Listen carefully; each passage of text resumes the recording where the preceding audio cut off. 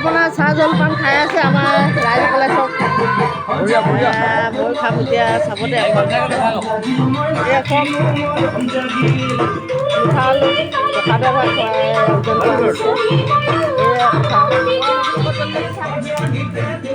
বিহু উপলক্ষে আমাৰ জলপান পিঠা চিৰা দৈ এফালে কৰোঁতে ৰাতি পোহৰ দি ভাগৰি গ'ল ধুনীয়া।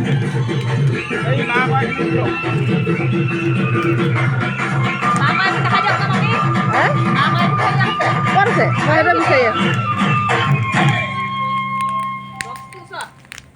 নিয়ম নীতি অনুসৰি এয়া মাক কোৱাই দিয়া নিয়ম আছে। এয়া মাক কোৱাই অকণমান দিছোঁ দিয়ে